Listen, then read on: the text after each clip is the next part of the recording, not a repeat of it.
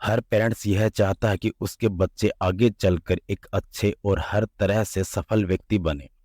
चाहते तो हैं, लेकिन हर पेरेंट्स को यह भी जानकारी होनी चाहिए कि अपने बच्चे को ऐसा बनाने के लिए उनको करना क्या है। आप अपने बच्चे को जैसा चाहते हैं वैसा बना सकते हैं। उसके लिए आपको एक बात का ध्यान रखना पड़ेगा, और वो है इफेक्टिव पेरेंटिंग।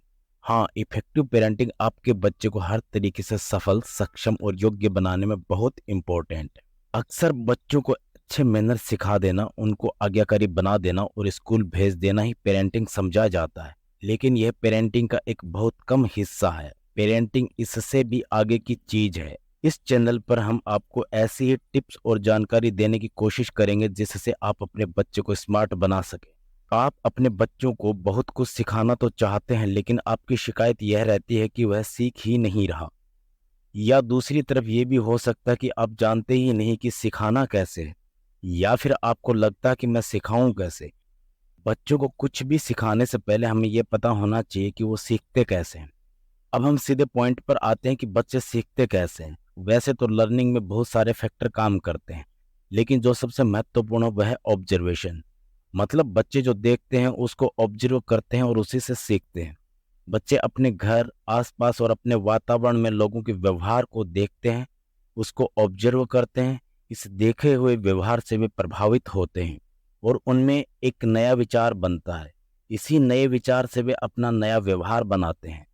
बस इसी तरह बच्चों की लर्निंग और उनका व्यक्तित्व बनना शुरू होता है।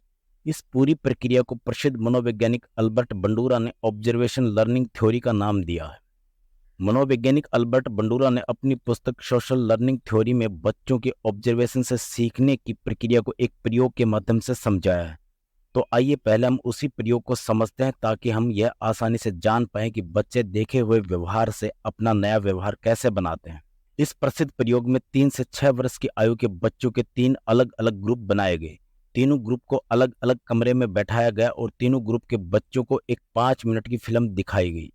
फिल्म में एक बड़े कमरे में बहुत से खिलौने रखे थे और साथ में एक बड़ा खिलौना जिसको हम बड़ा गुड्डा बोल सकते हैं।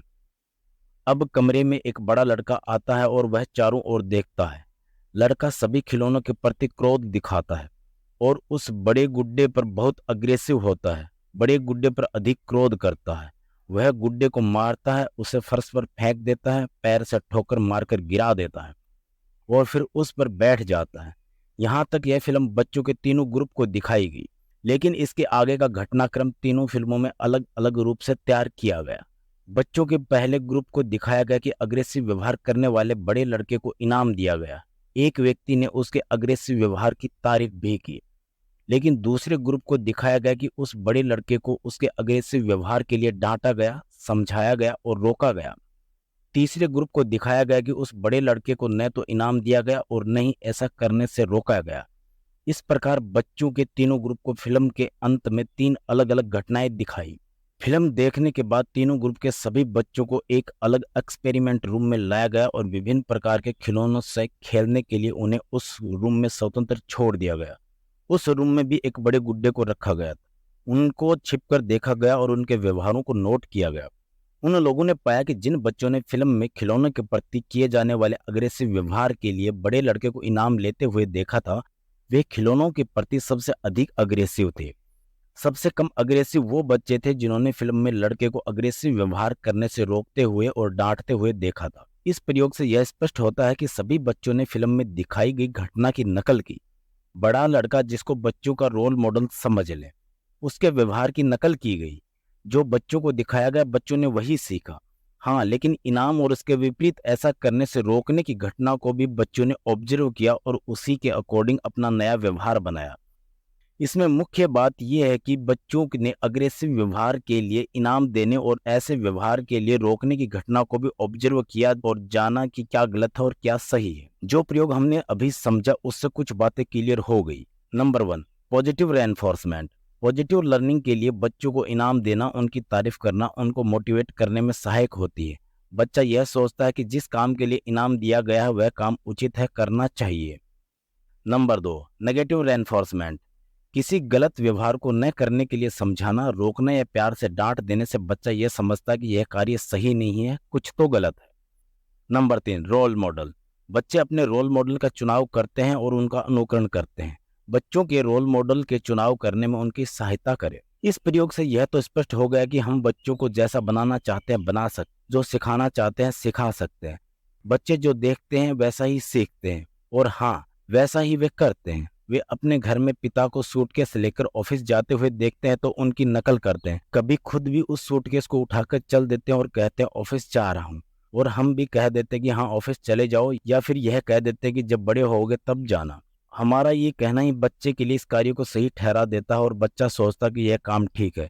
उसे तो पता ही नहीं ऑफिस में होता क्या है। अब एक दूसरा एग्जाम्पल लेते हैं। अगर वह अपने पापा को सिगरेट पीते देखता है तो मौका पाकर सिगरेट के बचे हुए टुकड़ों को उठाकर पीने की नकल करता है। और जब हम उसे समझाते हैं कि यह ठीक नहीं है, बुरा काम है, तब बच्चा दुविधा में होता है कि अगर गलत है तो पापा क्यों कर रहे हैं। इसलिए बच्चों के सामने हमें वो कार्य नहीं करने चाहिए जो हम उन्हें सिखाना नहीं चाहते।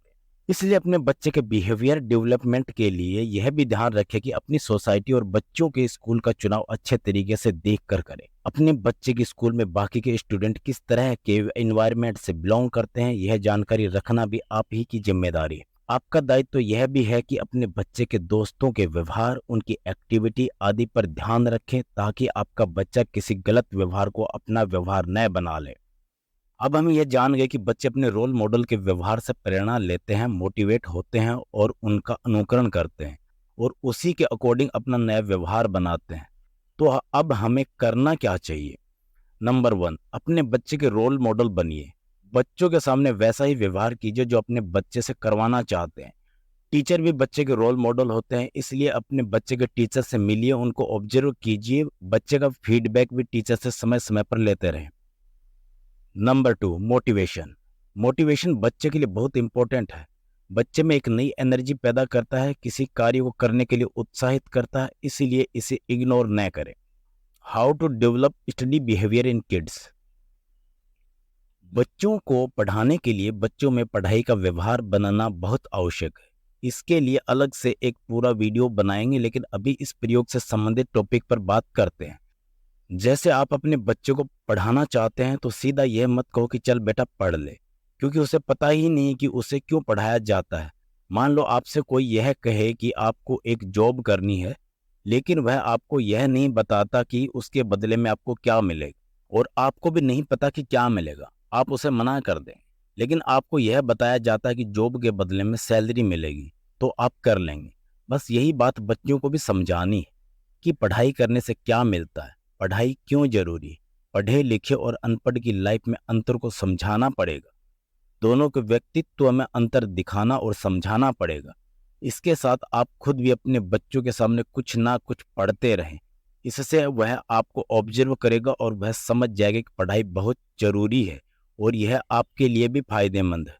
अगर इस टेक्नोलॉजी के ज़माने में आप भी मोबाइल के शिकार हो रहे हैं तो पढ़ना फ़ोन से बचने का सबसे अच्छा और उपयोगी तरीका है। इसका सीधा असर आपके बच्चे पर पड़ेगा।